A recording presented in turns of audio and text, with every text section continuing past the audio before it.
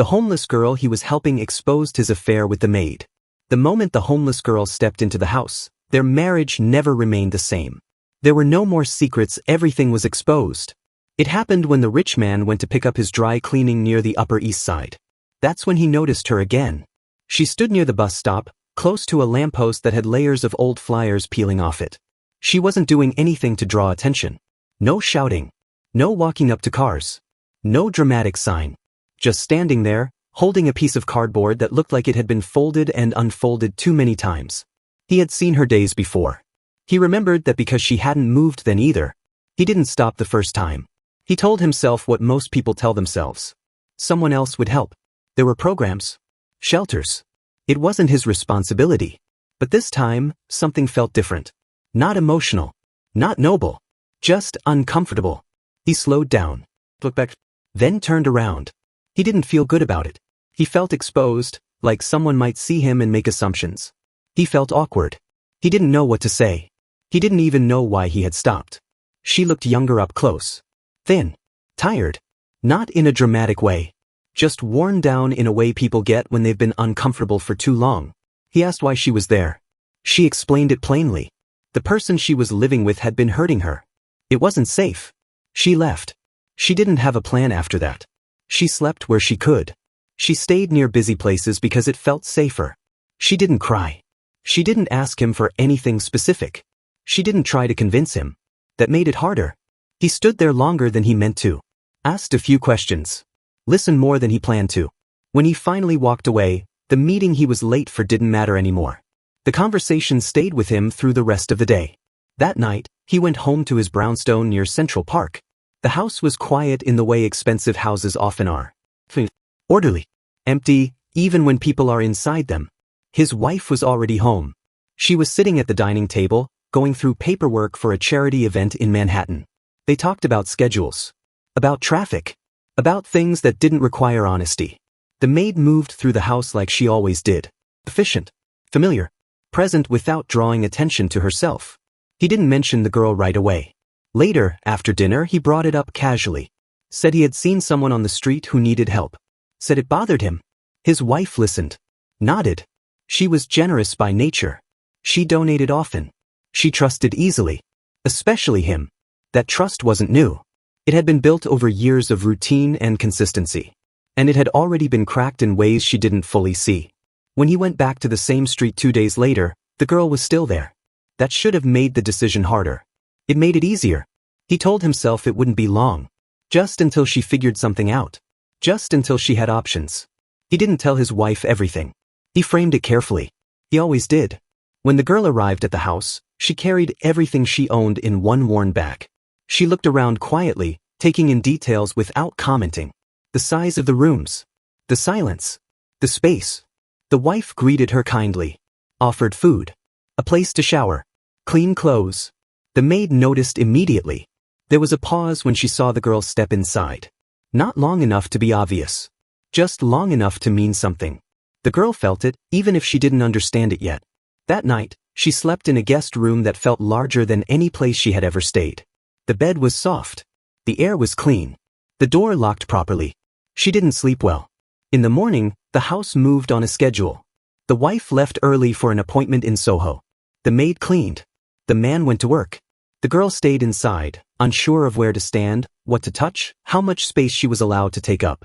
Over the next few days, she started learning the house. Not in a curious way.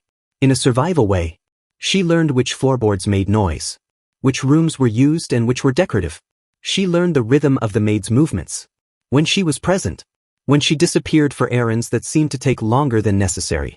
She learned the wife's habits. Regular outings. Structured days. A woman who filled her time carefully. She learned the man's routines too. Late nights. Sudden changes in plans. Phone calls taken in other rooms. At first, none of it stood out. She was focused on practical things. Getting enrolled in a GED program. Replacing lost documents. Eating regularly for the first time in a long while. But something about the house felt off. The way the man spoke to the maid when his wife wasn't around. Relaxed. Familiar. Too easy. The maid avoided the girl. Not openly. Just enough to feel intentional. Short answers. No small talk. No eye contact when it wasn't necessary. The girl told herself not to overthink it. She had learned on the streets that reading into things too much could make you paranoid. People with unstable lives tend to see danger everywhere. But patterns don't stay hidden forever. There were moments that didn't add up. Doors locked that didn't need to be. Errands that took hours longer than expected. Nights when the man said he was working late, but the maid stayed longer too. The girl noticed how the air shifted when all three adults were in the same room. She felt like she was walking through something fragile without knowing where the weak spots were. One morning, she came downstairs earlier than usual. She couldn't sleep. The house was quiet except for low voices coming from the kitchen. They weren't arguing. They weren't laughing either. The voices were close. Controlled. She stopped halfway down the stairs. They didn't see her. She didn't hear anything specific. No clear words. Just enough to know she wasn't supposed to be hearing it. When the maid noticed her a moment later, the conversation stopped too quickly. After that, the tension was impossible to ignore. The maid kept her distance more aggressively. The man avoided the girl's eyes more often. The wife remained exactly the same. That was what bothered the girl the most. The wife didn't suspect anything. Or at least, that's what it looked like. The girl started feeling sick carrying something she hadn't asked for. She owed the man too much. He had taken her in. Given her safety. She didn't want to ruin his life. But she also didn't want to be part of a lie. At night, she lay awake wondering how people lived with secrets like this. How they ate dinner together. How they smiled. She thought about leaving. Just packing her bag and going. But leaving without a plan was how she ended up on the street in the first place. So she stayed. And the house kept teaching her things she didn't want to learn. By the second month, the girl understood something clearly. Houses like this don't fall apart loudly. They decay quietly, behind routines and politeness. From the outside, nothing had changed. The brownstones still looked perfect. The wife still hosted friends. The man still went to work downtown. The maid still cleaned every morning like she always had. Inside, everything felt slightly off. The girl noticed it in small ways first. The maid's movements became sharper, less relaxed. She cleaned faster, stayed later, avoided certain rooms when the wife was home. The man began adjusting his schedule around his wife without explaining why. He stayed late on nights that didn't make sense. He came home earlier when she wasn't expecting him. None of it was dramatic. That was the problem. The girl started keeping track without meaning to. Not writing things down, just noticing patterns. It was impossible not to when you lived inside it. The maid never stayed late when the wife worked from home. The man never brought up work stress on nights the maid stayed late. The wife trusted explanations without questioning details. The girl began feeling like a shadow moving through someone else's secret. She tried to stay busy. She attended her classes in Queens. She spent time at the library. She volunteered at a small food pantry in Brooklyn on weekends. She needed reasons to be out of the house. Every time she returned, the tension felt thicker. One afternoon, she came home earlier than planned. She expected an empty house. Instead, she heard movement upstairs. She paused. Listened. It wasn't obvious. No voices raised. No sounds that confirmed anything clearly. Just presence where there shouldn't have been any. She went back outside and walked around the block twice before returning. That night, the man acted normal. Asked about her classes. Asked if she was eating enough. His concern felt real. That confused her more than anything. She wondered how someone could be kind and dishonest at the same time. How people decided which parts of themselves to show. The wife continued to treat the girl gently. Asked about school. Encouraged her to think about college later on. Spoke about long-term plans like they were guaranteed. That kindness made the weight heavier. The girl felt trapped between two versions of the same household. One that functioned on the surface. Another that existed underneath, hidden but undeniable. She avoided the maid whenever possible. Not out of anger. Out of discomfort. The maid noticed. One evening, the girl walked into the kitchen and felt the shift immediately. The maid stood too close to the man. They separated when they realized the girl was there. Nothing was said. Nothing needed to be. The girl started losing sleep. Not from fear. From thinking. From replaying moments. From wondering when silence turned into lying. She thought about telling the wife almost every day. Then she thought about what would happen after. Where would she go? What if the wife didn't believe her? What if she was wrong? The man hadn't crossed a line openly in front of her. Everything she knew was built on observation and instinct. Accusing someone based on that felt dangerous. Then came the night that removed all doubt. The wife went out with friends in Manhattan. A fundraiser that ran late. The house settled into an unusual quiet. The maid said she needed to reorganize the study. The man poured a drink and told the girl to get some rest. She tried. Later, thirsty and restless, she went downstairs. The study light was on. She stopped at the hallway corner, not hiding, just uncertain. She didn't need to see details. She didn't need confirmation beyond what her body already understood. The truth was no longer something she suspected. It was something she carried. She went back to her room and sat on the bed for a long time. No tears. No shaking. Just a dull heaviness. That was the moment she realized something important. Kindness doesn't cancel betrayal. They can exist in the same person. From then on, she changed. She stopped engaging with the man beyond necessity. Short responses. Polite distance. He noticed. He asked if something was wrong. She said she was tired. Studying more. Adjusting. He accepted the explanation too easily. The maid grew bolder. Less careful. Small gestures that assumed privacy even when it wasn't guaranteed. The girl started avoiding shared spaces entirely. The wife noticed the shift in energy but couldn't place it. She asked the girl if the house felt too quiet sometimes. If she missed having people around. The girl nodded and said nothing more. The guilt became physical. It sat in her chest when she ate, when she studied, when she laughed at something online. She felt like she was stealing peace she didn't deserve. She considered leaving again, saving a little money, disappearing quietly. But running had already cost her too much once. The breaking point didn't come from drama. It came from exhaustion. One afternoon, the wife invited the girl to walk with her through Central Park. No occasion. No reason beyond fresh air. They walked slowly. People passed them with dogs, strollers, coffee cups. Normal life moved around them like a reminder of how things were supposed to be. The wife talked about the house. About how big it felt without children. About how loneliness can hide inside comfort. The girl listened, knowing she was sitting next to someone who trusted the wrong person. The moment stretched longer than it should have. That was when the girl realized staying silent was a choice. And she didn't want to make it anymore. She decided to tell the truth. Not to punish anyone. Not to expose anyone publicly. Just to stop carrying it alone. She didn't know what would happen after. She didn't know if she would still have a place to sleep. But she knew she couldn't stay quiet anymore. And she had no idea that the truth she was about to tell was already known. The girl didn't plan how to say it. She didn't rehearse sentences or imagine reactions.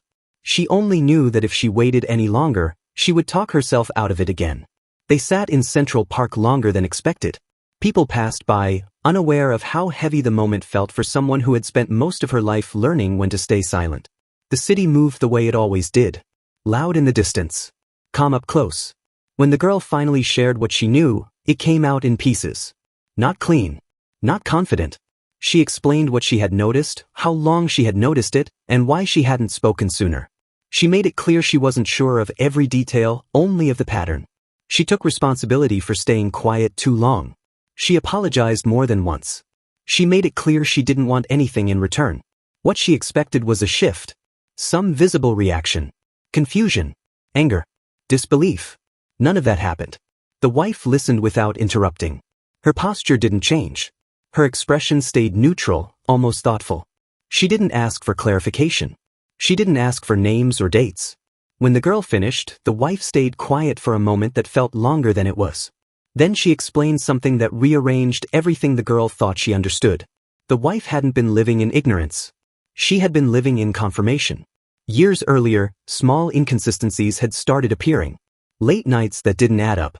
Excuses that were technically reasonable but emotionally hollow. She didn't accuse. She didn't confront. She watched. When suspicion turned into certainty, she made a decision that surprised even herself. She hired the maid knowing exactly what she was doing. She needed proof, not arguments. She needed to know who her husband was when temptation was placed directly in his path. The girl wasn't brought into the house by coincidence either. The wife had been involved in outreach programs across New York for years. She recognized the girl from intake reports and shelter referrals. When her husband mentioned her, the wife knew immediately who she was and what she represented. Letting her stay wasn't just compassion. It was strategy. The affair wasn't the betrayal. It was the evidence. The girl felt a strange mix of relief and embarrassment. She had been carrying a secret that wasn't hers to carry. The fear that had kept her silent suddenly felt unnecessary.